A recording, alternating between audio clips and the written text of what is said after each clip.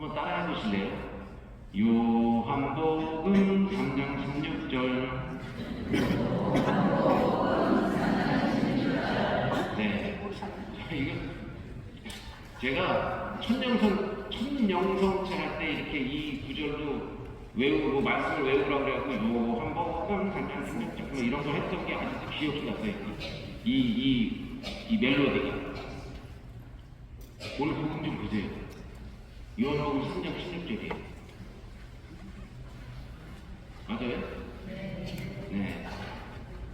이 요한복음은 생명에 대한 신학을 전개하고 있습니다.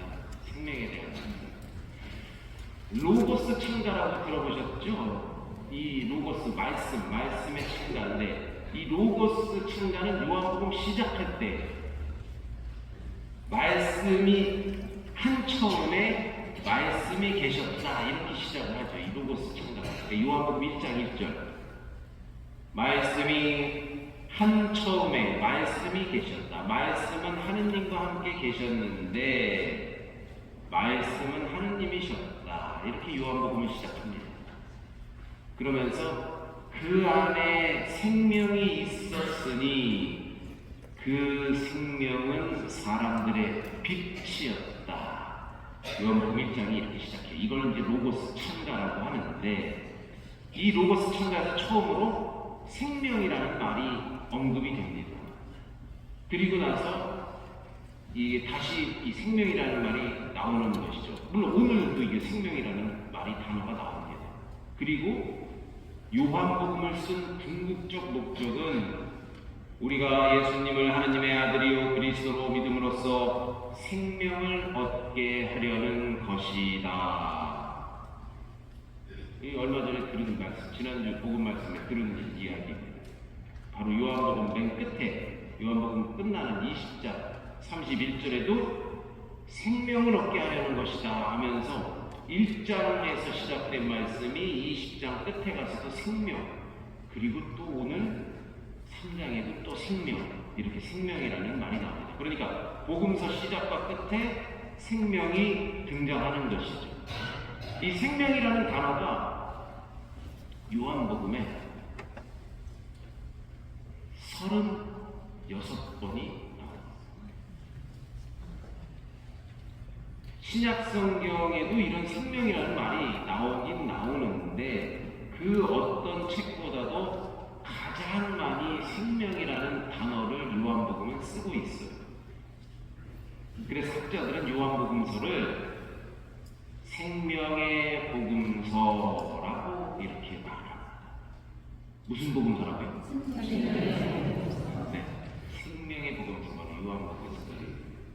하나님께서 세상을 너무나 사랑하신 나머지 외아들을 내주시어 그를 믿는 사람은 누구나 멸망하지 않고 영원한 생명을 얻게 하셨다. 요한복음 3장 16절 이 말씀입니다.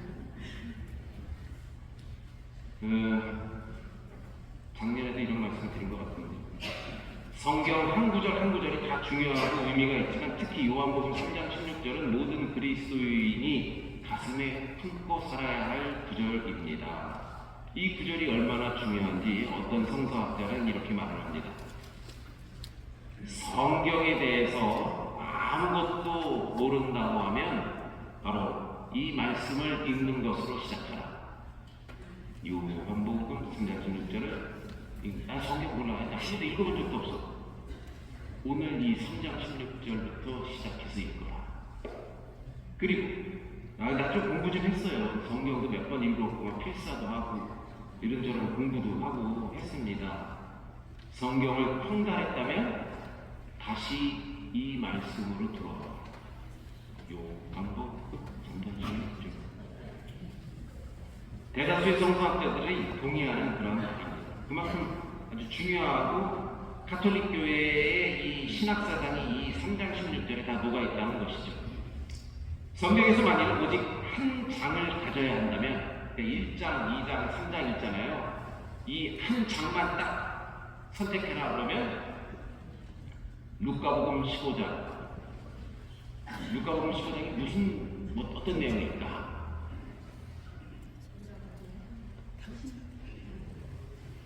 통달하신 분 계시네요. 요한복음 3장 16절로 가십시오. 그렇죠. 이렇던 아들의 비유. 루카복음 15장은 어떤, 그러니까 이른 양 99마리 두고 한 마리를 찾아가는 남자가 나오고, 그 다음 목자죠. 남자. 그 다음에 바로 이른 동전을 잃은 여자가 온 집안 다 쓸면서 돈을 찾는 그런, 잃었던 동전을 찾아서 또 기뻐하는 그런 모습.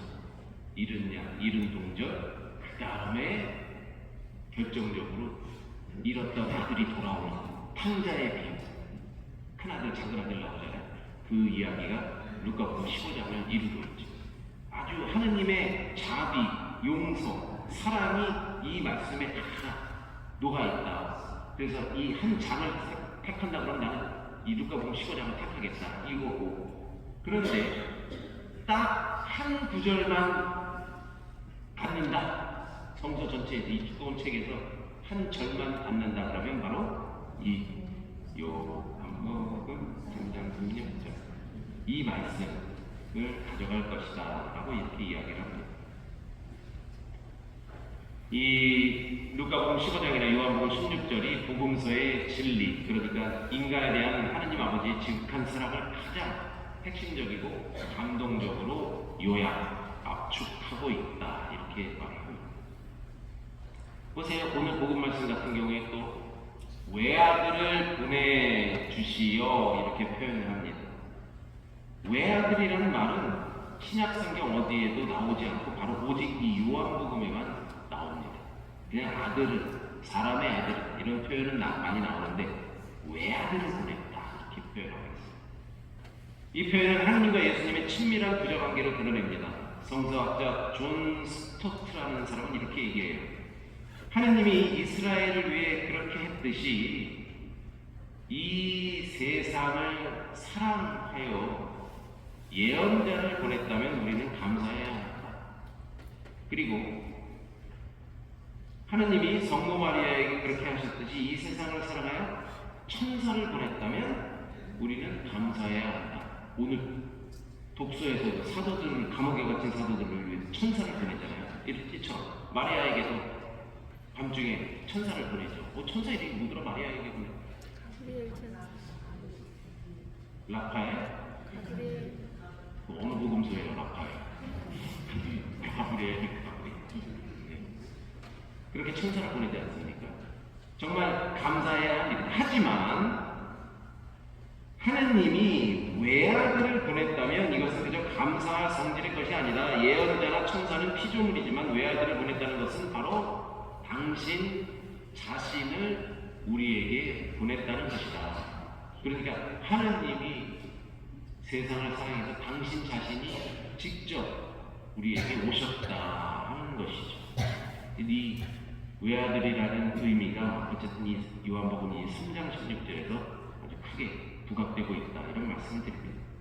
그리고 또 무엇보다도 하느님께서 세상을 너무나 사랑하신 나머지 여기에는 이렇게 얘기를 해요.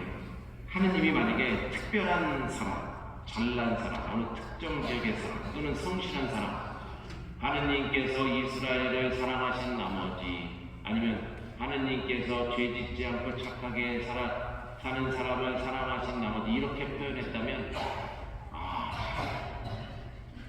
우리 같은 사람 좀 어려울 수도 있죠. 섭섭할 수도 있어요.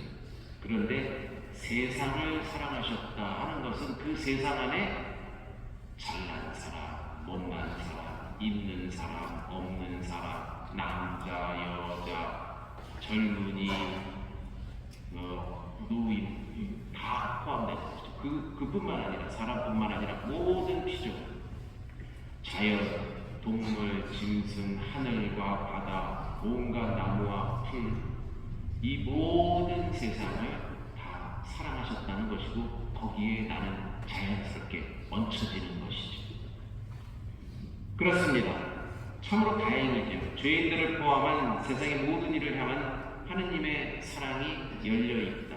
이처럼 요한복음 이 3장 16절이 이렇게 큰 그런 뜻을 포함하고 있다. 요한복음 3장 16절을 다 외우지는 못하더라도 요한복음 3장 16절 요거는 귀에 담아두고 계시라. 그리고 그 내용이 바로 사랑, 외아들, 그리고 무엇보다 요한의 신학인 생명, 이게 포함되어 있구나. 그렇습니다. 오늘 복음 말씀 요한복음 3장 중에서 특별히 16절, 우리는 우리의 한계와 잘못, 죄스러운 모습까지 그래서 솔직히 다 하느님 앞에 내어놓을 수 있는 것이죠. 그분이 우리를 너무나 사랑하셨기 때문에 직접 우리와 함께 계셨고, 또 그분을 통해서 생명을 얻을 수 있기 때문입니다. 4월을 마무리하는 오늘 4월 30일, 이제 5월달로 접어들게 됩니다.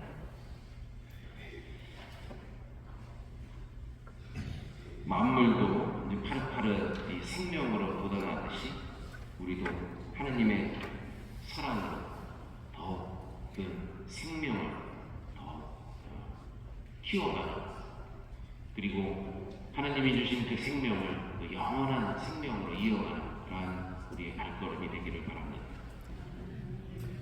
하나님께서는 세상을 너무나 사랑하신 나머지 외아들을 내주시어 그를